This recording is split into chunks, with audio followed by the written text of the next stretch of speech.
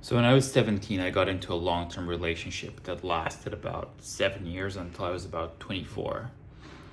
And the whole time I was, on my grind with my studies. I was studying like engineering, like mathematics, STEM stuff, like in theory, I was setting myself up for a good career and a good life professionally. Um, but I wasn't very happy in that relationship, especially after the halfway point, after about 3 years. I always felt like, I was in my teens, early 20s, and I was missing out on all the parties and all those experiences that other people were having.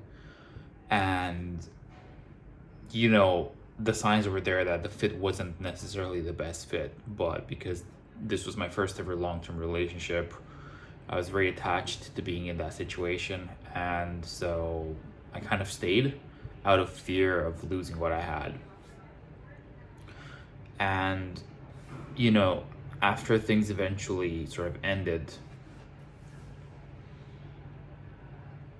I kind of, the fact that I was in a solid, stable relationship kind of allowed me to do really good things professionally and academically. So, I excelled in my studies, got into an Ivy League school for my master's, graduated from there, went straight into investment banking on like a really good position, really good role as a quant, which is a really hard thing to get into back then and still is.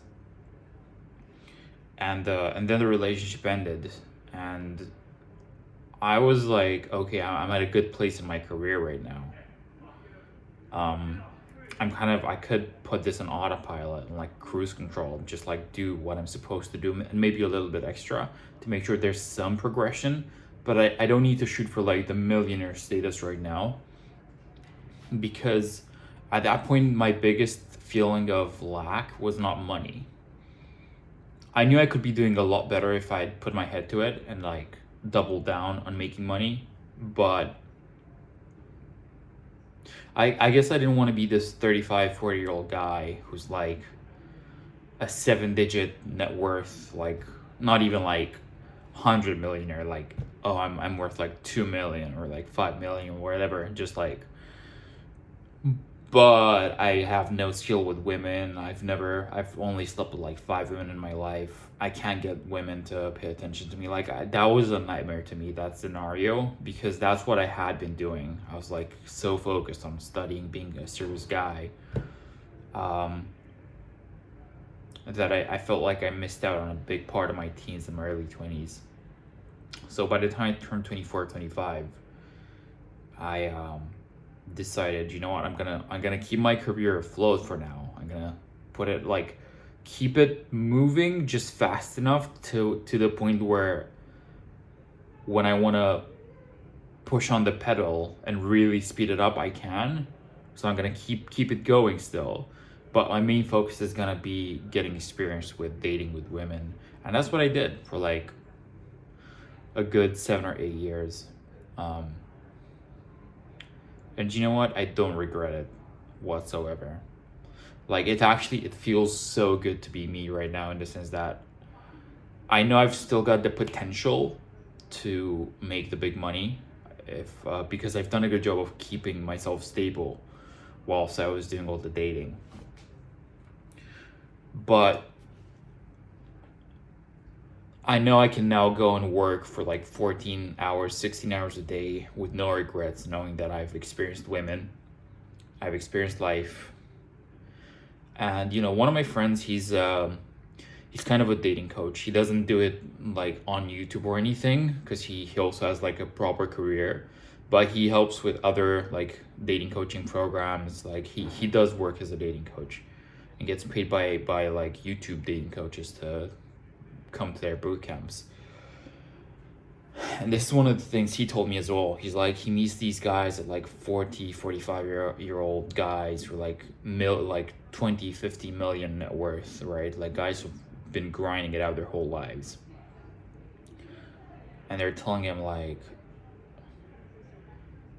man, like, I would pay you so much money to just give me what you have in terms of like the women you have in your life, and like being able to talk to women, being able to like seduce, you'll never be fully happy. You'll never have it all. Like, I do sometimes think, wow, what if I was a millionaire now? Like, what if I was in Dubai on some yacht? Like, would I have done even better with women if I just had money instead of just running after chicks on the street and shit like that? Because I did it the hard way, the old-fashioned way. Like, I started with cold approach, doing like cold approach on the street. You know, maybe it would have been better. Maybe I would have been better off. But at the time, I did what I thought was gonna make me the happiest. Like, I wasn't just maximizing for money. I was just maximizing for overall happiness, which money is one part of, but not all of. So yeah, it's I think it's totally valid for guys who didn't have a lot of success with women in their, or who didn't have a lot of experience with women in their teens, early 20s, to just focus on women for a couple of years once they've reached a good point in their career.